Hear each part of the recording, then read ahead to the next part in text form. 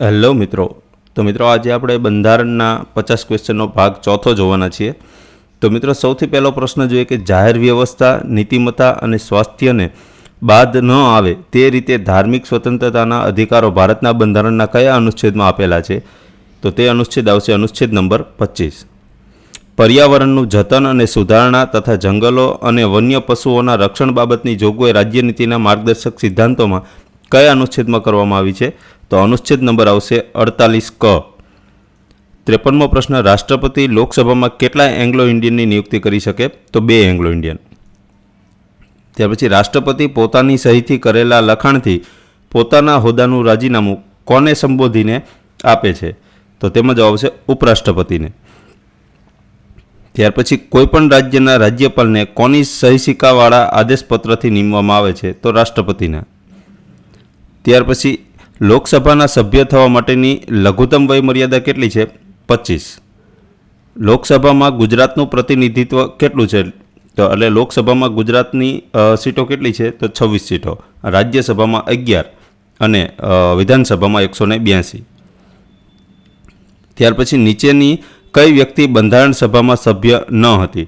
તો રવિશંકર મહારાજ સભ્ય ન હતા બંધારણ સભાના, જ્યારે હંસા મહેતા, કનૈયાલાલ મુનશી અને સરદાર પટેલ આ બંધારણ સભાના સભ્ય હતા.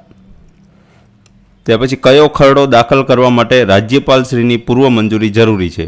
તો તેમાં જ આવશે નાણાકીય ખરડો.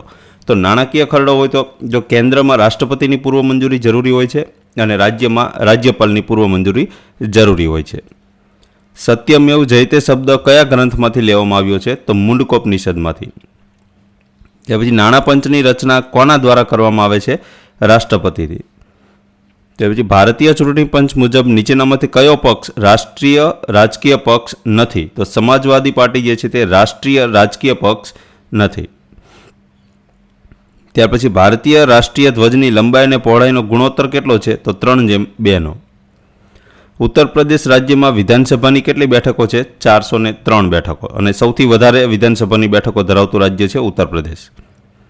નીચેનામાંથી કઈ ભારતીય બંધારણ માન્ય ભાષાઓની યાદીમાં નથી? તો રાજસ્થાની ભાષા જે છે તે બંધારણમાં જે 22 ભાષા છે એમાંની આ એક નથી. ભારત દેશના બંધારણીય વડા કોણ હોય છે? તો રાષ્ટ્રપતિ હોય છે.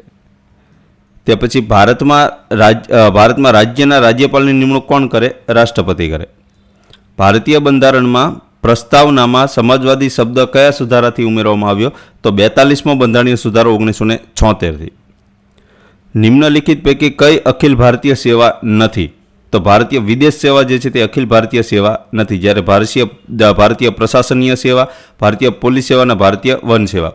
ભારતીય પ્રશાસનીય સેવા એટલે IAS, ભારતીય પોલીસ સેવા એટલે IPS અને ભારતીય વન સેવા એટલે IFS.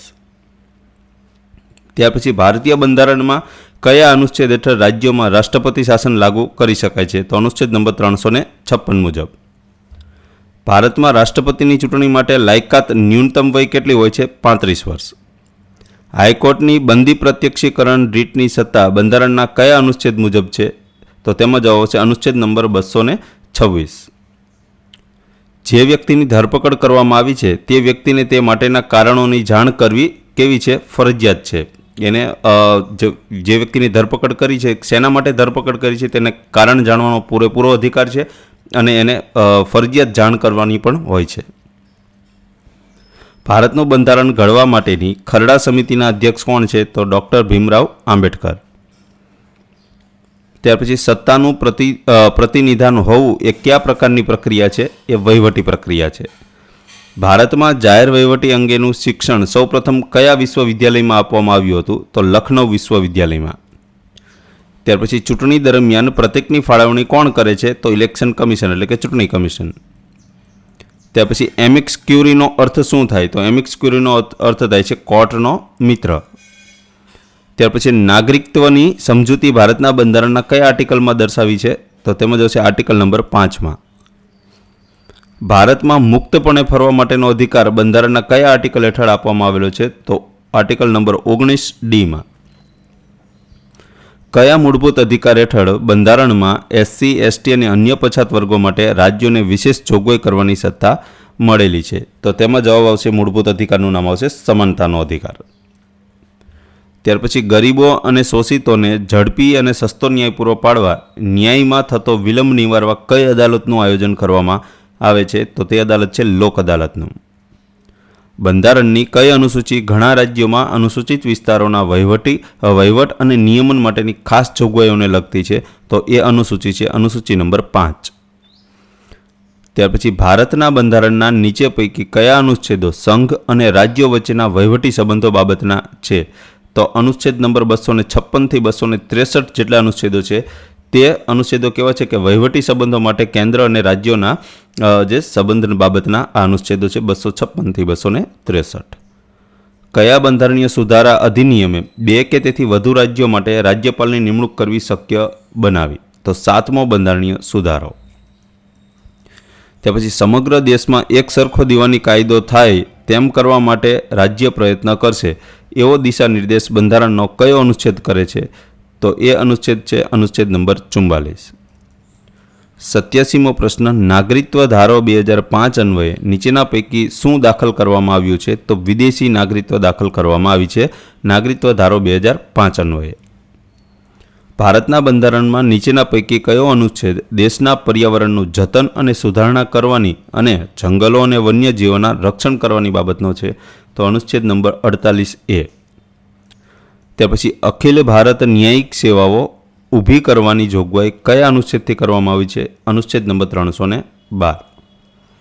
રાજ્યમાં રાષ્ટ્રપતિ શાસન કઈ જોગવાઈ હેઠળ લાદી શકાય? તો અનુચ્છેદ નંબર 365. આ રાજ્યમાં છે, 356 આવશે એ કેન્દ્રમાં આવશે. ત્યાર પછી કેન્દ્ર સરકાર સત્વરે નીચેના પૈકી કયા અનુચ્છેદથી ભારતના બંધારણમાં વિનિયોગ વિધેયકની જોગવાઈ કરવામાં આવી છે? તો અનુચ્છેદ નંબર 114. ત્યાર પછી ગુજરાતમાં કેટલા પોલીસ કમિશનર વિસ્તારો છે? તો તેમાં જવાબ આવશે 4.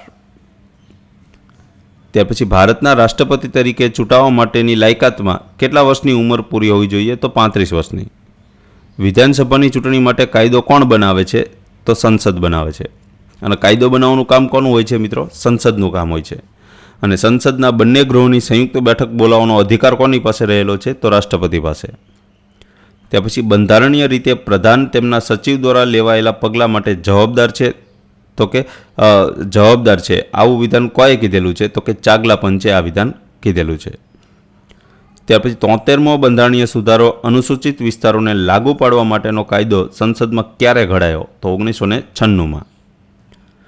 કોઈ વ્યક્તિની નિમણૂક 2 અથવા 2 થી વધુ રાજ્યોના રાજ્યપાલ તરીકે થઈ શકે એવી જોગવાઈ કરતો બંધારણીય સુધારો કયા વર્ષમાં આવ્યો? તો 1956માં.